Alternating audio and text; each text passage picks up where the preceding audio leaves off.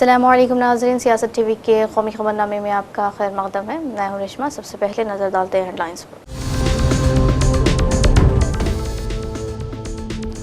आप दरअसल बीजेपी की बी टीम हैं, कांग्रेस का इल्ज़ाम। आपके चेहरे से निकाब हट चुका, अजय मकान की तनकीद।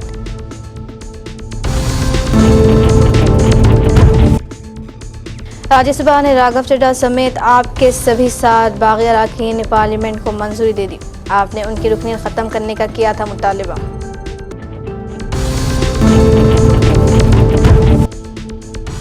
SCO के वज़राए दिफा की किर्गिस्तान में मीटिंग, हिंदुस्तान की नुमाइंदगी करेंगे राजनाथ सिंह।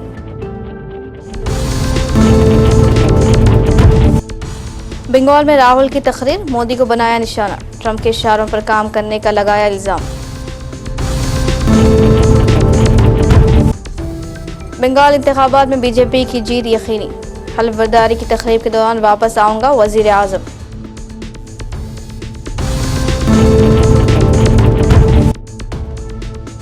मुल्क की बेशतर रियासतों में शदीद गर्मी, लू की कहर ने लोगों का बुरा हाल कर दिया।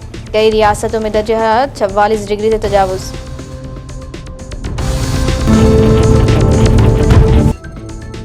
और मुंबई में बिरयानी और तरबूज खाने के बाद एक ही कुंबे के 7 अफराद की मौत, अहल खाना में गम की लहर, फूड पॉइजनिंग का शुबा। तो ये थी सुर्खियां, पेश है खबरों की तफसील। राघव चड्ढा समेत 7 आप अरकान पार्लियामेंट की बीजेपी में शमूलियत ने सियासी हलचल में ज़बरदस्त इजाफा कर दिया है। इस ताउक़ से कांग्रेस ने आज अपना सख्त मौक़िफ़ सामने रखते हुए बीजेपी के साथ साथ आपको भी हल्फ तनक़ीद बनाया। कांग्रेस के सीनियर लीडर अजय मकान ने प्रेस कॉन्फ्रेंस से खिताब करते हुए कहा कि बार फिर आम के चेहरे से निकाब हट चुका है और यह साबित हो गया है कि आप दरअसल बीजेपी की बी टीम हैं। हम सब लोग जानते ही हैं कि राज्यसभा के अंदर आम आदमी पार्टी के 7 सांसद उन्होंने आम आदमी पार्टी छोड़ करके भारतीय जनता पार्टी का दामन थाम लिया। और आज यहां पर आने से पहले मैं राज्यसभा की साइट पे देख रहा था कि वो सभी के सभी 7 सांसद अब बीजेपी के श्रेणी के अंदर बीजेपी के साथ में दिखाए जा रहे हैं। तो लिहाजा राज्यसभा ने भी एक तरीके से नोटिफाई कर दिया। बहुत सारी बातें पिछले 2-3 दिन में कही जा रही हैं, उनमें से एक आध चीज पे मैं आऊंगा, लेकिन एक बहुत महत्वपूर्ण बात यहां पर मैं कांग्रेस पार्टी की तरफ से रखना चाहता हूं। पंजाब एक ऐसा सूबा है जो कि हमारी सरहद की रक्षा करता है। एक ऐसा सूबा है जहां पर इससे पहले भी कोशिशें हुई कि वहां पे अलगाववादी ताकतों को मदद बाहरी ताकतें करें और उस सूबे के अंदर अशांति फैलाई जाए।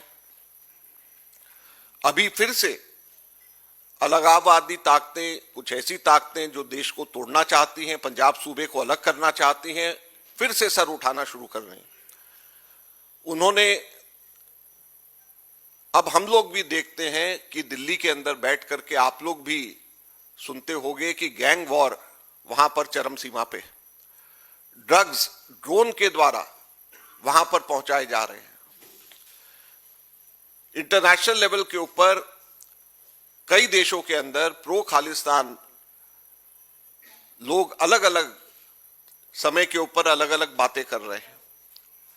तो एक ऐसा भयावह समय फिर से नजर आना शुरू हो गया है जो 80 के दशक की शुरुआत में जब नजर आता था वो वापस वहां पे नजर आना शुरू हो गया।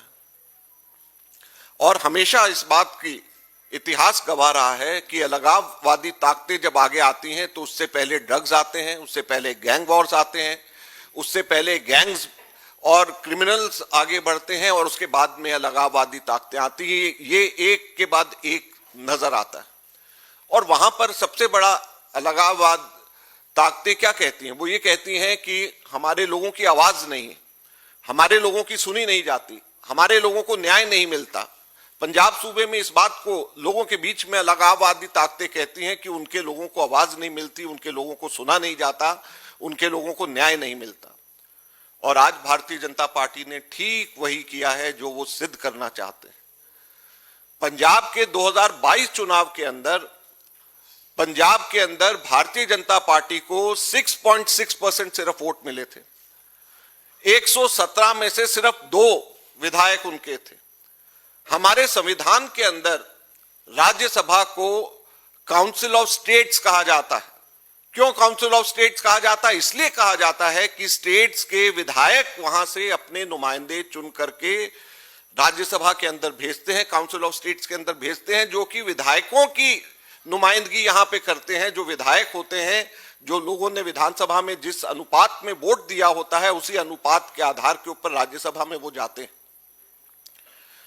तो किस तरीके से आज भारतीय जनता पार्टी जस्टिफाई करेगी उन अलगाववादी नेताओं और ताकतों की, जो कि कहते हैं कि यहां पर पंजाब के अंदर उनकी आवाज को दबाया जाता है, आवाज को न्याय नहीं मिलता? उनको किस तरीके से जवाब देंगे जब वो ये कहेंगे कि 6.6% जिसको वोट मिला है, उन्होंने राज्यसभा में बदमाशी से, जोर जबरदस्ती से 6.6% की जगह 85.7% अपनी नुमाइंदगी, 7 में से 6 राज्यसभा के आज एमपी भारतीय जनता पार्टी के हैं। ये किस तरीके से आज वो जवाब देंगे? मैं उनसे ये पूछना चाहता हूं, सबसे पहले भारतीय जनता पार्टी से पूछना चाहता हूं। और ये केवल एक पंजाब का, एक आम आदमी पार्टी का मसला नहीं है, ये देश का सवाल। आज देश के एक सूबे जो सरहद से रक्षा भारत की करता है, जिनके लोगों ने कुर्बानियां भारत की एकता के लिए दी हुई है, आज आप उनको क्या जवाब दोगे? उनके वोट की कीमत क्या रह गई?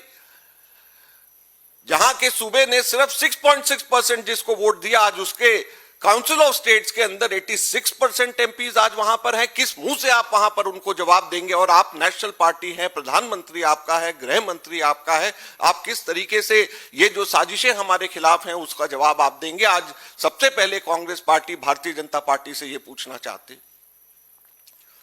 अरविंद केजरीवाल की क़यादत वाली आम आदमी पार्टी के लिए दिन ब दिन हालात ख़राब होते जा रहे हैं। राज्यसभा ने राघव चड्ढा समेत आप के सभी 7 बागी अराकीन पार्लियामेंट को मंजूरी दे दी है, जबकि पार्टी ने उनकी रुकनीत ख़त्म करने की गुजारिश की थी। राज्यसभा ने न सिर्फ आप के 7 बागी अराकीन को मंजूरी दी है, बल्कि उन्हें बीजेपी का रुकन पार्लियामेंट भी मान लिया गया। इस सिलसिले में राज्यसभा सेक्रेटरीट ने नोटिफिकेशन भी जारी कर दिया है। जिस पार्टी को मैंने अपने प्राइम यूथ के 15 साल दिए, अपने खून पसीने से, बहुत मेहनत से इस पार्टी को सींचा, लेकिन आज ये पार्टी वो पुरानी वाली पार्टी नहीं रही। इस पार्टी में आज एक टॉक्सिक वर्क एनवायरनमेंट है। आपको काम करने से रोका जाता है, पार्लियामेंट में बोलने से रोका जाता है। ये पॉलिटिकल पार्टी आज चंद करप्ट और कॉम्प्रोमाइज लोगों के हाथ में फंसकर रह गई है, जो अब देश के लिए नहीं, अपने निजी पर्सनल फायदे के लिए काम करते हैं। दिनों से आप सबके बहुत मैसेजेस आ रहे हैं। आप में से ज्यादातर लोग मुझे बेस्ट विशेस दे रहे हैं, कंग्रेचुलेट कर रहे हैं, और कुछ लोग मेरे इस फैसले के पीछे क्या रीजंस हैं वो जानना चाहते हैं। तो आज ये वीडियो उनके लिए और उन लोगों के लिए भी जिन लोगों ने शायद मेरी प्रेस कॉन्फ्रेंस नहीं देखी। दोस्तों, पॉलिटिक्स में आने से पहले मैं एक प्रैक्टिसिंग चार्टर्ड अकाउंटेंट था। मेरे सामने एक बेहतरीन करियर था, लेकिन मैं उस करियर को छोड़कर पॉलिटिक्स में आया। अपने करियर को बनाने के लिए पॉलिटिक्स में नहीं आया, और एक पॉलिटिकल पार्टी का फाउंडिंग मेंबर बना, जिस पार्टी को मैंने अपने प्राइम यूथ के 15 साल दिए, अपने खून पसीने से, बहुत मेहनत से इस पार्टी को सींचा, लेकिन आज ये पार्टी वो पुरानी वाली पार्टी नहीं रही। इस पार्टी में आज एक टॉक्सिक वर्क एनवायरनमेंट है। आपको काम करने से रोका जाता है, पार्लियामेंट में बोलने से रोका जाता है, और ये पॉलिटिकल पार्टी आज चंद करप्ट और कॉम्प्रोमाइज लोगों के हाथ में फंसकर रह गई है, जो अब देश के लिए नहीं, अपने निजी पर्सनल फायदे के लिए काम करते हैं। पिछले कुछ सालों से मैं ये फील कर रहा था that perhaps I am the right man but in the wrong party, और इसी के चलते मेरे सामने सिर्फ 3 ऑप्शंस थे। पहला ऑप्शन कि मैं पॉलिटिक्स ही छोड़ दूं, दूसरा ऑप्शन कि मैं इसी पार्टी में रहूं और चीजें ठीक करने की कोशिश करूं, जो कि हुआ नहीं, और तीसरा ऑप्शन कि मैं अपनी एनर्जी और एक्सपीरियंस लेकर पॉजिटिव पॉलिटिक्स करूं, एक और प्लेटफॉर्म के साथ, एक और पॉलिटिकल पार्टी के साथ जुड़कर सकारात्मक राजनीति कर। इसीलिए मैंने अकेले ने नहीं, मेरे साथ 1 नहीं, 2 नहीं, 3 नहीं, 4 नहीं, 5 नहीं, 6 और सांसदों ने, यानी कि कुल 7 एमपीज ने यह फैसला लिया कि हम अपनी इस पॉलिटिकल पार्टी से रिश्ता तोड़ते हैं। एक आदमी दिल्ली के साबिक वज़ीर-ए-आला और आम आदमी पार्टी के कन्वीनर अरविंद केजरीवाल ने जस्टिस सोनन कांता को एक खत लिखा है। केजरीवाल के मुताबिक उन्हें एक जस्टिस सोनन कांता से इंसाफ मिलने की उम्मीद नहीं है, इसलिए वो ना तो खुद अदालत में पेश होंगे और ना ही अपने वकील को भेजेंगे। यानी केजरीवाल ने एक तरह से सोनन कांता की अदालती कार्रवाई का बाइकआउट कर दिया है। अपने ख़त में केजरीवाल ने वाज़ेह किया कि इन्होंने यह फैसला अपने ज़मीर की आवाज़ सुनकर लिया है। इन्होंने महात्मा गांधी के सत्याग्रह का हवाला देते हुए कहा कि अब वो कानूनी लड़ाई के बजाय अखलाकी और नज़रियाती इख्तिलाफात का रास्ता अपनाएंगे। उससे भी बड़ा हो जाता है सही और गलत का सवाल। क्या सही है और क्या गलत है? ऐसे समय में हमें ये तय करना होता है कि हम मुश्किल रास्ता चुनेंगे या आसान रास्ता। आज मैं भी एक ऐसे मोड़ पे खड़ा हूं। आप सब जानते हैं कि मुझे एक झूठे केस में फंसाया गया, मुझे जेल भेज दिया गया, एक चुनी हुई सरकार को गलत तरीके से गिरा दिया गया, हमें कई महीने जेल में रखा, पर आखिरकार सच की जीत हुई। 27 फरवरी को अदालत ने मुझे पूरी तरह निर्दोष घोषित कर दिया। कोर्ट ने कहा केजरीवाल निर्दोष है, केजरीवाल ने कोई भ्रष्टाचार नहीं किया। कोर्ट ने सीबीआई की जांच पे ही सवाल खड़े कर दिए और जांच अधिकारी के खिलाफ एक्शन लेने के आदेश दे दिए। लेकिन सच का रास्ता आसान नहीं होता। सीबीआई ने तुरंत इस फैसले को हाई कोर्ट में चुनौती दी और ये केस जस्टिस स्वर्णकांता शर्मा जी के सामने लगा। तब मेरे मन में एक बहुत बड़ा सवाल उठा, क्या इनके सामने मुझे न्याय मिलेगा? मेरे मन में ये प्रश्न क्यों आया? इसके कई कारण हैं, पर 2 कारण मुख्य हैं। पहला कारण ये कि आरएसएस की जिस विचारधारा वाली सरकार ने झूठे आरोप लगा के मुझे जेल डाला, जज साहिबा ने स्वयं माना है कि उस विचारधारा से जुड़े संगठन अखिल भारतीय अधिवक्ता परिषद के मंचों पे वे कई बार जाती रही हैं। मैं और आम आदमी पार्टी उस विचारधारा के घोर विरोधी हैं। ऐसे में क्या उनके सामने मुझे न्याय मिल सकता है? दूसरा कारण कॉन्फ्लिक्ट ऑफ इंटरेस्ट। कोर्ट में मेरे विपक्ष में केंद्र सरकार की सीबीआई है और जस्टिस स्वर्णकांता जी के दोनों बच्चे केंद्र सरकार में काम करते हैं। उनके दोनों बच्चे केंद्र सरकार के वकीलों के पैनल में हैं। हमारे सामने कोर्ट में दूसरी ओर से वकील हैं सॉलिसिटर जनरल श्री तुषार मेहता जी। तुषार मेहता जी दोनों बच्चों को केस देते हैं। उन्हें कितने केस मिलेंगे, कौन से केस मिलेंगे, ये तुषार मेहता जी तय करते हैं। भारत सरकार के पैनल में लगभग 700 के करीब वकील हैं, लेकिन जस्टिस स्वर्णकांता जी के बेटे सबसे ज्यादा केस पाने वाले वकीलों में से एक हैं। उनके बेटे को 2023 से 2025 के बीच लगभग 5,904 केस डॉकेट मिले।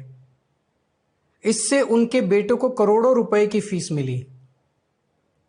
आज की तारीख में उन बच्चों का भविष्य और कमाई दोनों काफी हद तक तुषार मेहता जी पर निर्भर है। तो किसी के भी मन में यह चिंता स्वाभाविक है कि अगर जज कमाई और उनका भविष्य सामने खड़ा वकील तय कर रहा है, तो क्या जज साहिबा उस वकील के खिलाफ फैसला कर पाएंगी? मैं ये स्पष्ट वज़ीर दिफा राजनाथ सिंह मंगल को किर्गिस्तान के बशकीक में शंघाई ताउन तंजीम SCO के वज़ीर दिफा की मीटिंग में एक आला सतही हिंदुस्तानी वफ़द की क़यादत करेंगे। मीटिंग के दौरान मुख्तलिफ रुकनी ममालिक के वज़ीर दिफा ख़ित्ते के दिफा और सलामती से मुताल्लिक़ मुतअद्दिद उमूर पर तबादला ख़याल करेंगे। बैनुल-अक़वामी अमन, इंसदाद, दहशतगर्दी की कोशिशों और SCO के रुकनी ममालिक के दरमियान दिफाई ताउन से मुताल्लिक़ मौज़ूआत पर भी बातचीत की जाएगी। कांग्रेस कायद राहुल गांधी ने बंगाल में अपने खिताब के दौरान शदीद तनकीदों का निशाना बनाया।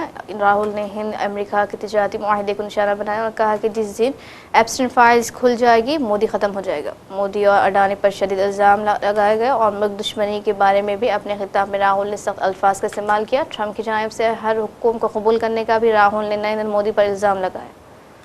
भाई और बहनों, नरेंद्र मोदी बड़ी बड़ी बातें करते हैं, मगर डोनाल्ड ट्रंप जो है अमेरिका का राष्ट्रपति वो नरेंद्र मोदी को पूरी तरह कंट्रोल करता है। पता नहीं आपने देखा या नहीं, लोकसभा में डिबेट हुई, मैंने नरेंद्र मोदी के बारे में 2-3 चीजें कही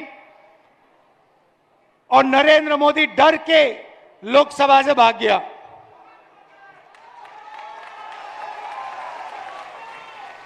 उसने यूएस इंडिया डील की। यूएस इंडिया डील में उसने हमारी कृषि का सेक्टर बेच दिया, स्मॉल और मीडियम इंडस्ट्री बेच दी, एनर्जी सिक्योरिटी बेच दी और देश का पूरा डेटा उसने अमेरिका के हवाले कर दिया। कोई भी प्रधानमंत्री बिना दबाव के ऐसा काम नहीं कर सकता है। भाइयों और बहनों, डोनाल्ड ट्रंप के पास 2 हथियार हैं। पहला हथियार, नाम आपने सुना होगा, एप्स्टीन, जिसमें नरेंद्र मोदी का पूरा चरित्र जो है, इमेज जो है, उसका जवाब एप्स्टीन फाइल में पड़ा हुआ है। और डोनाल्ड ट्रंप जानता है कि जिस दिन उसने एप्स्टीन फाइल्स खोल दी, उस दिन नरेंद्र मोदी खत्म हो जाएगा। दूसरी बात, अदानी, नाम सुना आपने? नरेंद्र मोदी अदानी को पूरा देश बेच रहा है। Airport, ports, infrastructure, solar power, wind power, cement, सारा का सारा नरेंद्र मोदी अदानी जी को पकड़ा रहा है। ये इसका सच्चा नाम अदानी नहीं है, कंपनी का सच्चा नाम अदानी नहीं है, सच्चा नाम मोदानी होना चाहिए, मोदानी। क्योंकि जो भी ये करता है नरेंद्र मोदी, ये 2-3 अरबपतियों के लिए करता है। और अदानी कंपनी का पूरा फाइनेंशियल रिकॉर्ड डोनाल्ड ट्रंप के हाथ में है। इसलिए डोनाल्ड ट्रंप ने नरेंद्र मोदी को पकड़ रखा है और जो भी डोनाल्ड ट्रंप चाहता है वो नरेंद्र मोदी करता है। अगर नरेंद्र मोदी कहता है, अगर डोनाल्ड ट्रंप कहता है नरेंद्र मोदी जंप मारो, झटके से नरेंद्र मोदी जंप मारता है। अगर नरेंद्र मोदी को डोनाल्ड ट्रंप कहता है जाओ इजराइल जाओ, 2 मिनट के अंदर नरेंद्र मोदी इजराइल पहुंच जाता है। वज़ीर-ए-आज़म नरेंद्र मोदी ने एतमाद का इजहार किया कि बीजेपी मगरबी बंगाल में असेंबली इंतखाबात के बाद अगली हुकूमत बनाएगी। इस बात पर जोर देते हुए वो 4 मई को नताइज के ऐलान के बाद हलफबर्दारी की तकरीब के लिए रियासत वापस आएंगे। असेंबली इंतखाबात के दूसरे और आखिरी मरहले की मुहिम के आखिरी दिन आज एक इंतखाबी रैली से खिताब करते हुए मोदी ने हुक्मरान टीएमसी पर सिंडिकेट राज, सियासी तशद्दुद और माशी ज़वाल का इल्ज़ाम आयद करते हुए इस पर शदीद हमला किया। मेरे लिए बहुत बड़ा सौभाग्य है, छोटे छोटे बच्चे, युवा, महिलाएं, बुजुर्ग, मैं उनकी आंखों में जो स्नेह देखता हूं, चेहरे पर जो भाव देखता हूं, वो मेरे जीवन की बहुत बड़ी पूंजी है। कई बार जब वो मुझे देखकर रो पड़ते हैं तो मुझे भी अपनी भावनाएं नियंत्रित करने में बहुत मेहनत पड़ती है। लेकिन जब मैं रैली स्थल या रोड शो से वापस आता हूं तो बहुत देर तक आपकी आवाज गूंजती रहती है, आपके चेहरे मेरी नजर के सामने से हटते नहीं है। साथियों, मैं कल की ही बात करूं, कल आराम बाग में रैली के दौरान भी मैंने देखा एक छोटी बहन, जब मैं वहां लोगों को संबोधित कर रहा था, उस समय वो बहन रेलिंग तोड़कर आगे आना चाहती थी और तब सिक्योरिटी वालों से उसकी बहन की झड़प भी हो रही थी। वो बहन सुबह सुबह ही रेल स्थल पर आ गई थी। बिना कुछ खाए वो बहन अपने बच्चों को भी कहकर आई थी कि वो मुझसे मिलकर ही जाएगी। मैं उस अपनी बहन को, छोटी बहन को क्षमा प्रार्थी हूं कि मैं उसे वहां मिल नहीं पाया। मैं उसकी भावना की कद्र करता हूं, उसके विश्वास का मैं आदर करता हूं और मुझे विश्वास है कभी न कभी उस बहन से मिलना हो ही जाएगा।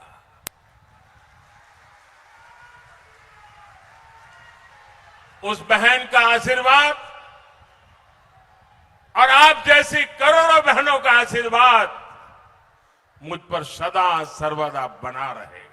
बिहार में वजीर आला बदलने के बाद से राष्ट्रीय जनता दल आरजेडी के रहनुमा और साबिक नायब वजीर आला तेजस्वी यादव मुसलसल एनडीए हुकूमत को हदफ तनकीद बना रहे हैं।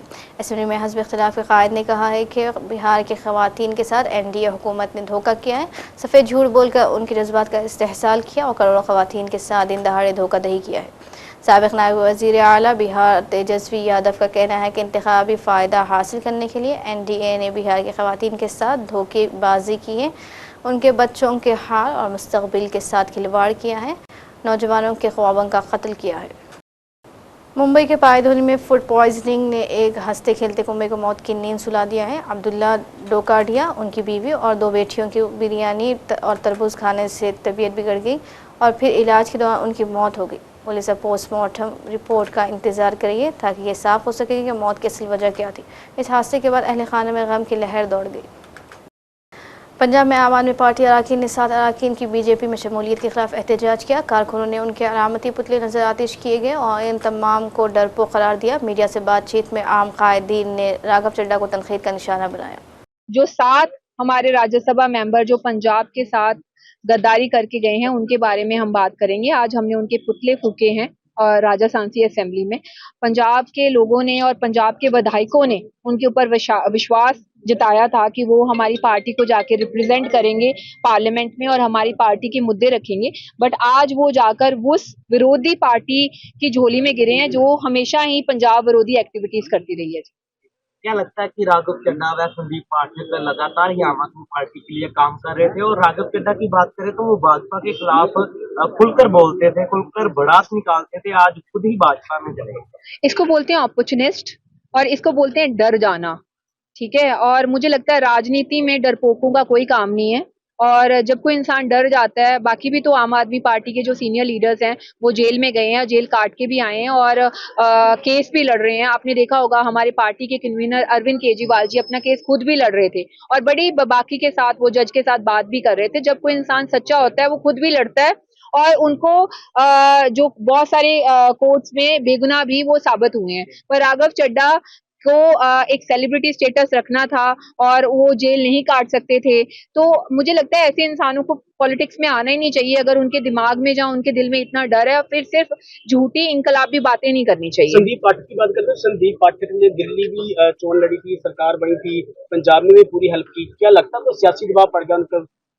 देखिए, मैं बहुत शॉक्ड हूँ इस बात को देखते हुए कि संदीप जी ने आम आदमी पार्टी को छोड़ा है। जो आम आदमी पार्टी ने संदीप पाठक को खड़ा किया और आम आदमी पार्टी ने मतलब उनका जन्म आम आदमी पार्टी से हुआ, राघव चड्ढा जी का जन्म आम आदमी पार्टी से हुआ, ये तो सरासर आम आदमी पार्टी के साथ गद्दारी है जी।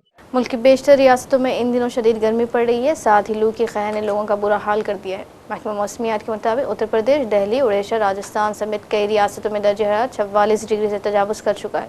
ताहम महकमा मौसमियात ने एक राहत की खबर भी दी है। महकमा मौसमियात के मुताबिक 28 अप्रैल से मगरिबी इस्तिराब के असर से मौसम में तब्दीली का इम्कान है। आंधी, तूफ़ान और बारिश के आसार पैदा हो रहे हैं जिससे लोगों को कुछ राहत मिल सकती है। अमेरिका के मशहूर पॉप ग्लूकार माइकल जैक्सन की बायोपिक ने रिलीज़ के साथ ही बॉक्स ऑफिस पर धमाका कर दिया है। फिल्म ने पहले दिन $82 मिलियन का बॉक्स ऑफिस कलेक्शन किया है। अब ऐसी उम्मीदें की जा रही है कि फिल्म हफ्ते के आखिर में $200 मिलियन से ज़्यादा कमाएगी, जो कि इस साल किसी भी लाइव एक्शन फिल्म के लिए एक बड़ा रिकॉर्ड होगा। उसी के साथ किसी भी बायोपिक के लिए बेहतरीन आगाज़ होगा। और आखिर में हेडलाइंस पर एक और नज़र। आप दरअसल बीजेपी की बी टीम है, कांग्रेस का इल्ज़ाम। आपके चेहरे से निकाब हट चुका, अजय मकान की तनकीद।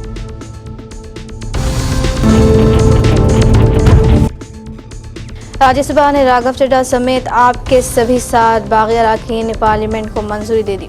आपने उनकी रुकनीत ख़त्म करने का किया था मुतालबा।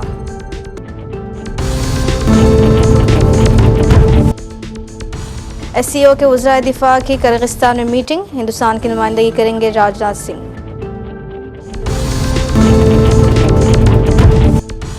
बंगाल में राहुल की तकरीर, मोदी को बनाया निशाना, ट्रंप के इशारों पर काम करने का लगाया इल्ज़ाम। बंगाल इंतखाबात में बीजेपी की जीत यकीनी, हल्फबर्दारी की तकरीब के दौरान वापस आऊंगा वज़ीर आज़म।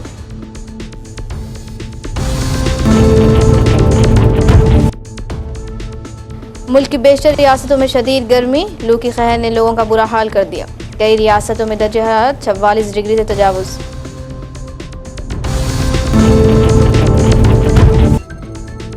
और मुंबई में बिरयानी और तरबूज खाने के बाद एक ही कुंबे के 7 अफराद की मौत, अहल खाना में गम की लहर, फूड पॉइजनिंग का शुबा। इसी के साथ ही कौमी खबरनामा इख्तिताम को पहुंचता है। मुझे दीजिए इजाज़त। अल्लाह हाफिज़।